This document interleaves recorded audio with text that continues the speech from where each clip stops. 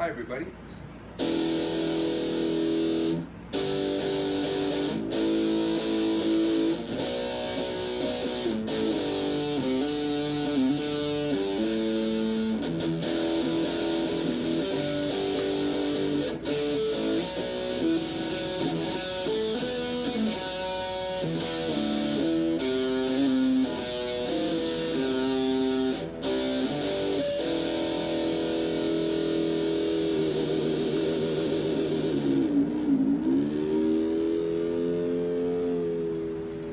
Yeah, so I wanted to do a few more videos before I move. I got a job in Sacramento, so I kind of have to leave San Diego. But I started playing guitar about a year ago and learned a lot.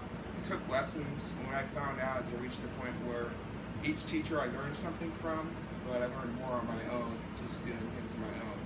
So just want to do a recap of the past year. One thing I found out is buy a really cheap guitar for the first 6 months till you know you're going to stay with it, and then you can buy a more expensive one once you get the basic skills. So I bought this one. This is a Ibanez Geo. I think it was less than $200, and once I got it tuned up, it actually plays really well, and it's actually really good travel beater guitar. Then I have other guitars. My favorite travel guitar is this baby. This is my Kiesel Vader. I have custom made at the Kiesel factory in San Diego, Escondido, and for less than like what a Les Paul or a high-end Fender cost, I have this made, and I like the sound of it. Also, buy a strap. You buy a good one too. I bought a cheap one for my other guitars, but this brand of strap I really like a lot. I've tried a lot of straps, and I'd have to say this brand is probably my favorite. It's a leather strap. It comes in all kinds of crazy designs. And the brand of it is Franklin. I believe these are Franklin straps. So they're really good straps. I like them a lot. The other strap I like a lot is the Levy strap. I have on my other guitars, but the Franklin straps are my favorite. They're comfortable, they last, and they're very strong. You don't really want to risk having your guitar disappear and fall and smash into a million pieces on the ground. And the next thing I recommend is a good pick. I tried a lot of different picks, and I like the really thick picks. So this one is like a Petrucci pick. It's like over a millimeter in thick. It's really thick. The reason why is what happens is if you're using a thin pick like this pick is a lot thinner. I got this pick when I bought my JHS pedal. The problem is it's harder, it's too big, and when you're shredding,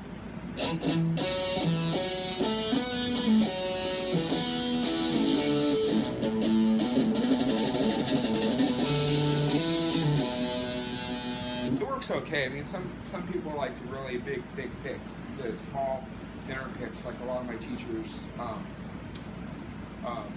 like the really thin picks, but they're good for like chords and stuff. But for me personally, when I'm doing a lot of palm muting type stuff,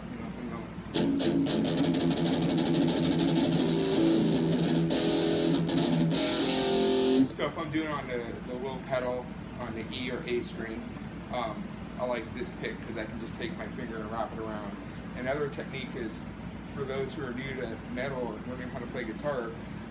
My teacher told me you don't want much of the pick showing up. You kind of want to just kind of take your finger.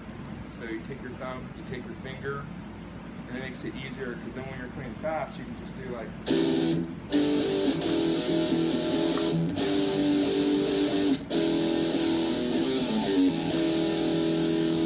So you can play a lot faster that way. And also when you're doing pinch harmonics, it makes it much easier to do the squealies because you can just cover it up easier.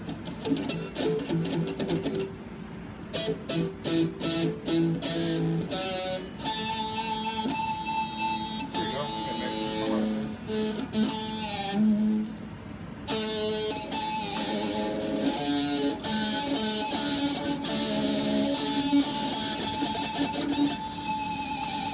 I like doing a horsey, a little bit pinch harmonic.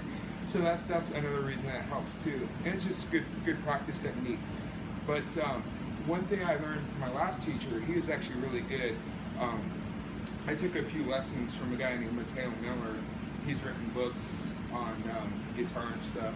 He's really good. He was teaching me ways to memorize the fretboard. So you got like the first, third, and fifth, like on this is on the F. So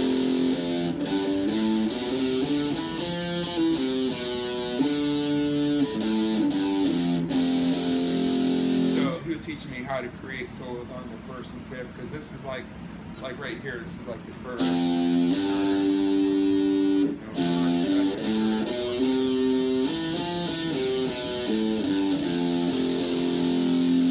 Me doing the one exercise a couple teachers had me do, which I thought at first was a waste of time, was the chromatic exercise, you know, where you go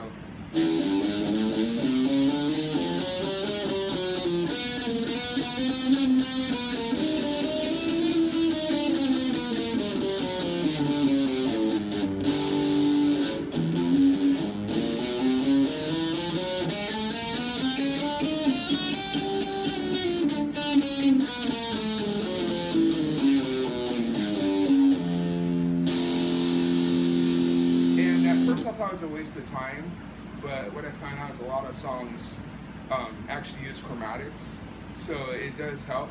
Like this song, this riff from Metallica is like.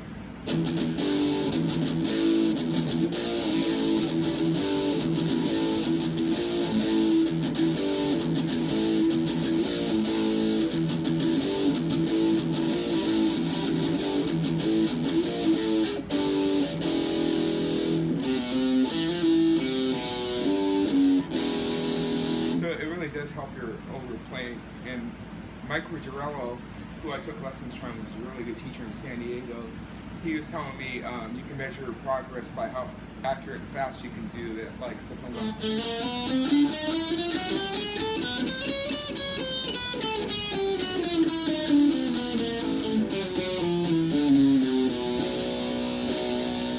so, and of course you can do legato.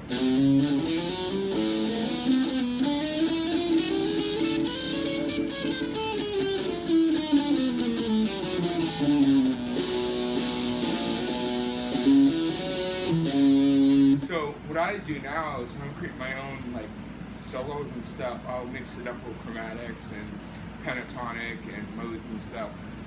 So then a trick I learned from my last teacher is memorizing the fretboard. So here you have the 12th dot. So here's the 12th dot. So if you look here, you can see carefully. And I picked diamonds on my keyzel. So what you can find out is this is the low E string, low A, but this is the octave of A. So this is A. So if you're trying to find B or G, this is A, this is G.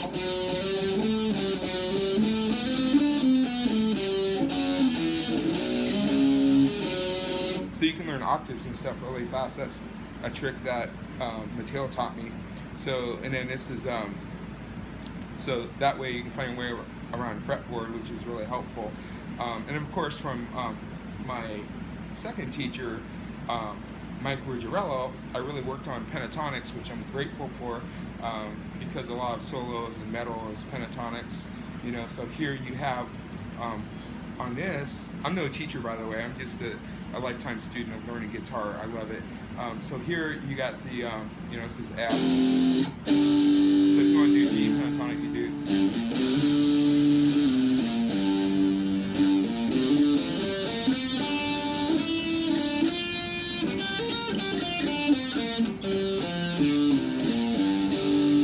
You can create all kinds of riffs, you know.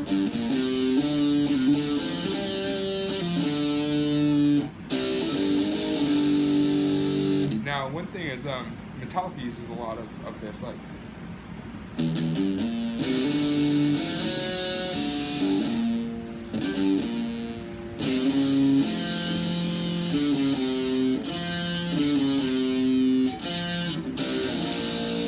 On that song, Jump in the Fire. So there you go. I think there you go.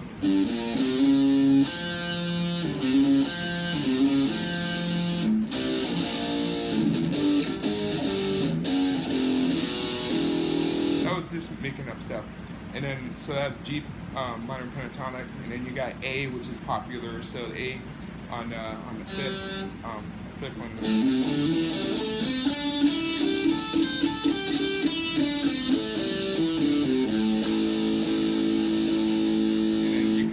First, third, and fifth.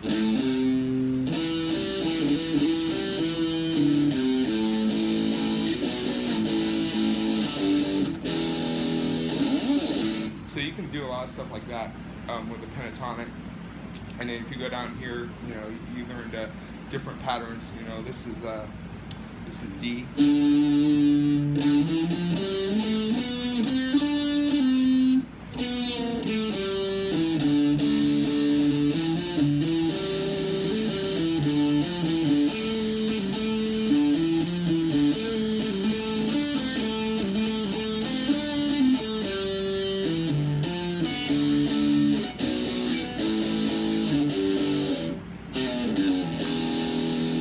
So the one thing Mateo was telling me is Guitar Tuna is really useful.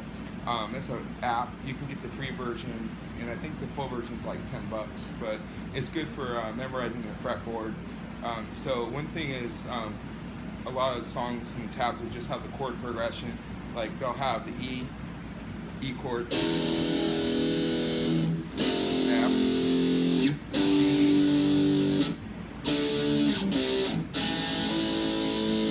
but they won't show that in like a lot of songs, you know, like if you're playing this is a really cool riff.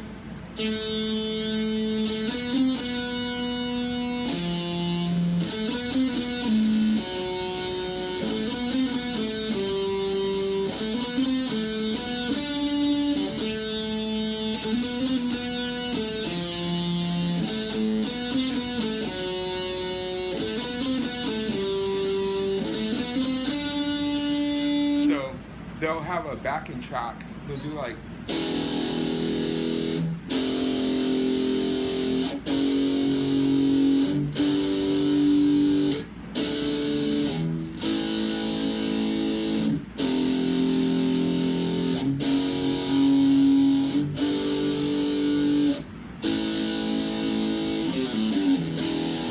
so knowing the fretboard is really important. The first year or two, you should really learn the fretboard. And there's tricks like, you know, this is an A power chord, F, G, A.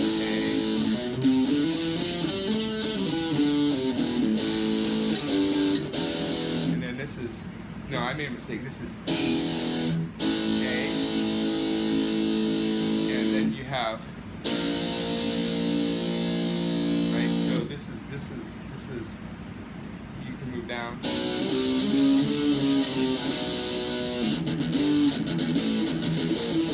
So that's something I've been working on, learning the fretboard, memorizing it, and it really helps. So, so my first year, I really focused on just the basics, and right now, I'd have to say, after the first 6 months, get a nice guitar because it really matters.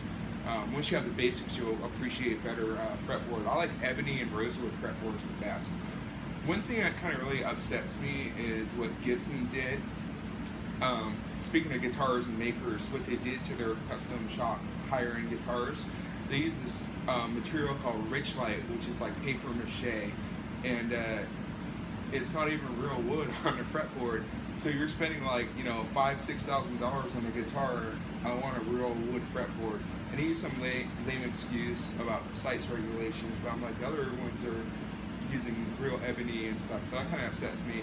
But I'm not really a big fan of the Gibson custom shop guitars. I like the Explorer, the Flying V, and I like the Les Paul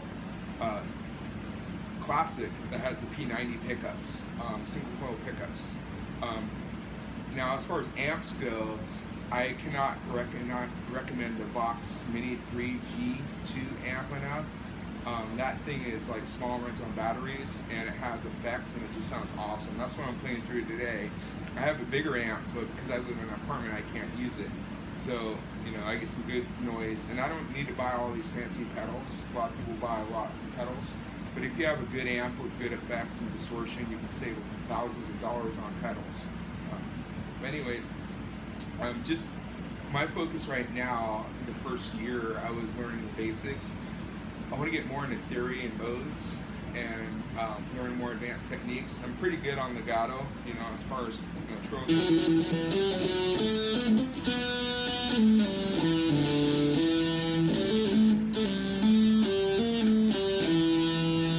think legato's great, and a lot of bands, like Iron Maiden use legato like crazy,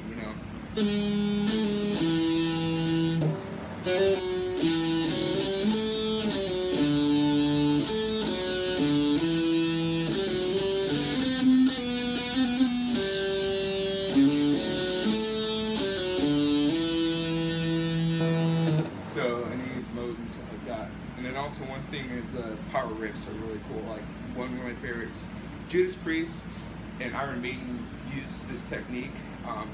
Metallica, Slayer, and Megadeth use the low E string for the pedal tone.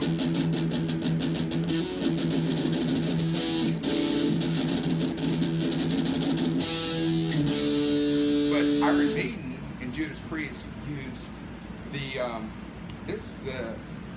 low A for pedal tones. So they'll do like.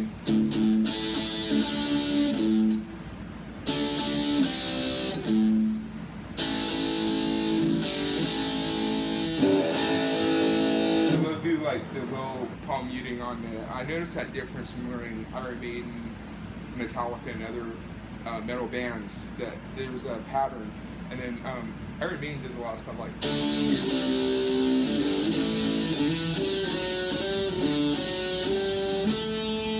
They do a lot of triplets.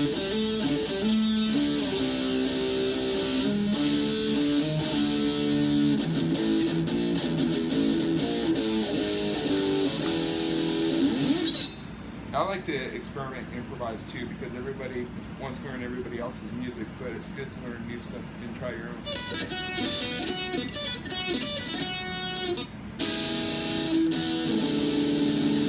And then I've been working on improving my tapping. Tapping is really useful. A lot of solos in metal and rock are tapping, and I wanted to learn it, but at the time my second teacher, Mike Ruggiero, wouldn't really teach me it, and I just had to work on it myself as I practiced my other stuff. But just like Mateo was telling me, scales are important, which he's right, but the technique as well. So you press your, like, if we're gonna tap on the 12th, like here we go on the 12th, press that down first, and like this is on the 5th and 8th fret. So a lot of solos in metal are like 12-5-8 or 12-8-5, like.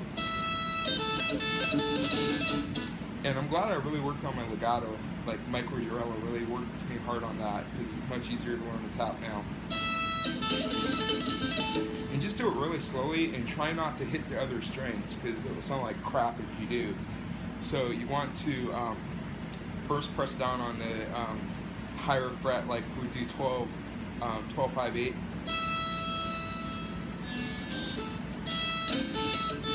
And kind of like pull off from like 12 to 5 to 8.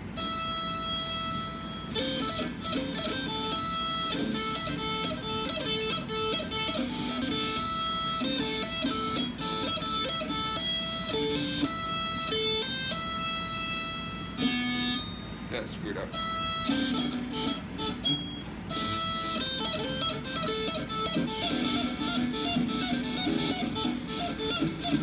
And then they'll switch it up. They'll keep it. They'll move it up and down the fretboard. They'll do like 12-4-7.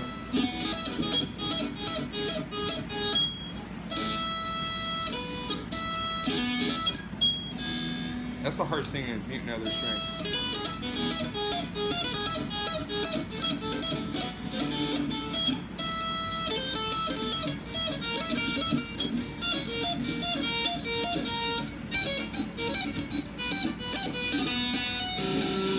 So I'm still working on it. I'm not that great at tapping, but it's a lot of fun to practice.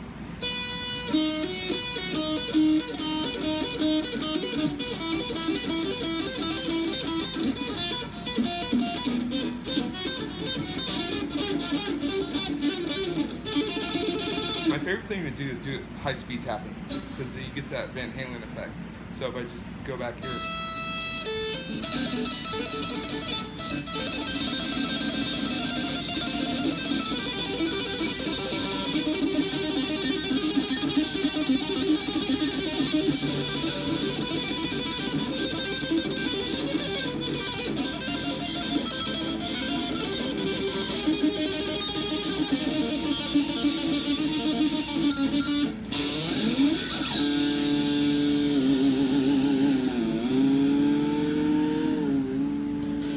So I've really been enjoying learning how to play last year guitar, and I hope to keep improving my skills.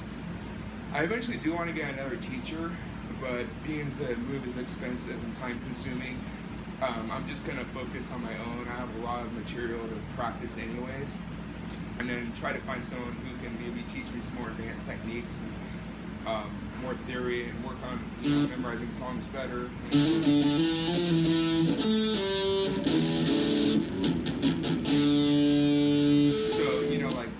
I started off learning old Black Sabbath stuff, which is really good. This song was really easy to learn for a beginner. I'm surprised no one told me about it. It's one of the first songs by Black Sabbath. It's really easy to play, and it's got some cool riffs in it. It's just like...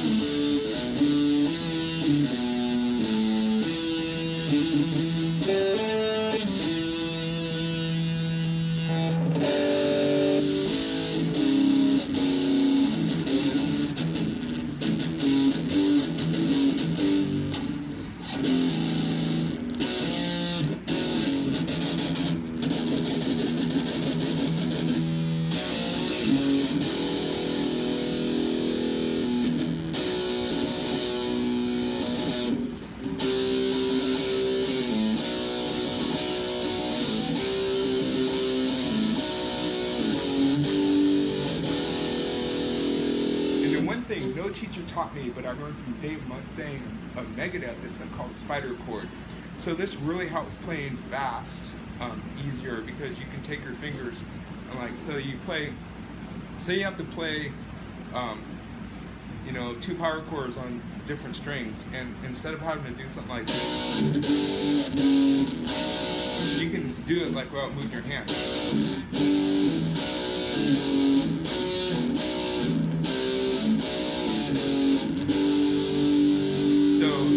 Save motion, so it's much faster.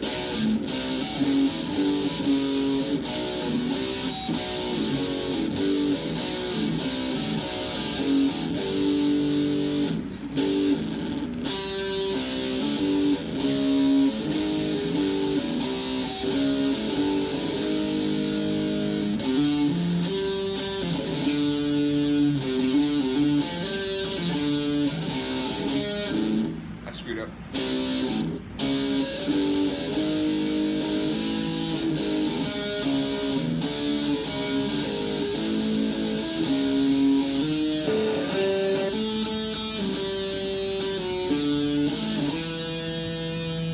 One thing my first teacher, Greg, taught me was really focus on using your pinky. A lot of players don't.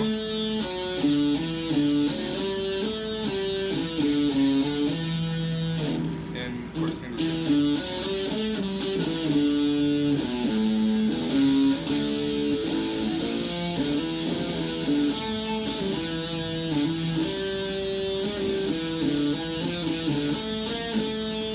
Use that pinky.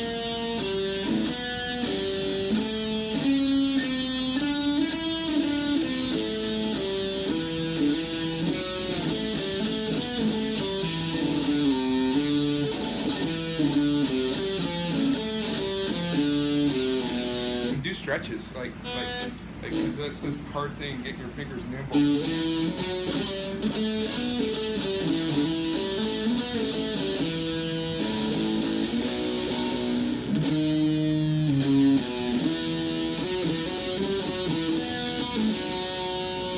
So anyways, I just wanted to give a 1-year update on my guitar playing. I'm encouraged because I've talked to people who have known me, like people at guitar stores, and they said I've gotten a lot better. I still have a long ways to go. I'm not professional or anything like that, but I'm not a total beginner anymore. And one thing I really like, whammy bar a lot. Whammy bars are cool.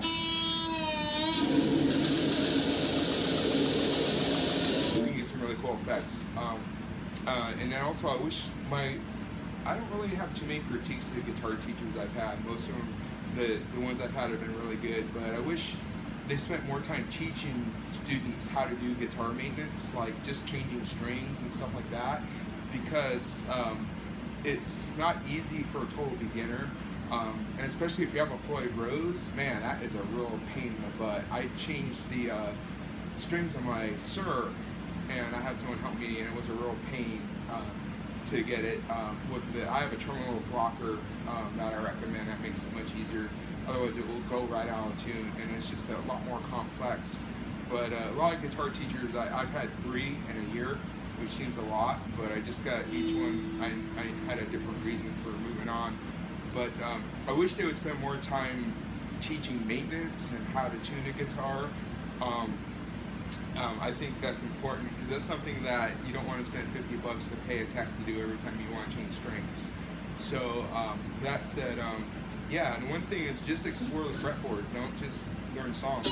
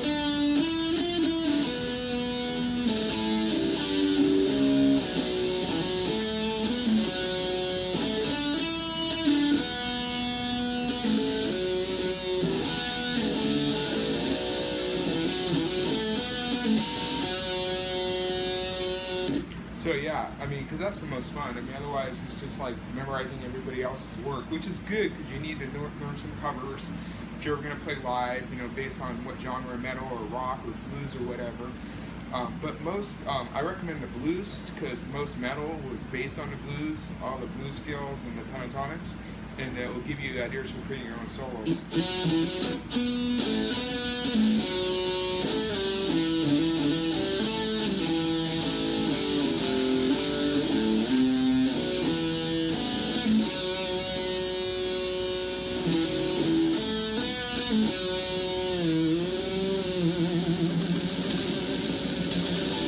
So I hope you enjoyed this video. Please subscribe. I just wanted to give my 1-year anniversary experience of playing guitar. I really enjoyed it. I think probably my Sir is my favorite guitar. I love the Kiesel guitar. It's been really good. It's well built, and the wood and everything is really good. And I did a review on it when I picked it up from the factory earlier this year. If you want a high-end travel guitar, I recommend it. And it's made in San Diego, so you know, you're not buying something made in China. Like, I like the Bodum. There's some other, Strandberg makes a good travel guitar, but it's made overseas in Asia, unless you buy their $6,000 custom shop one. So I kind of like to, being from U.S. and in San Diego, it's nice to get something made here before I leave. But yeah, hope you enjoyed this.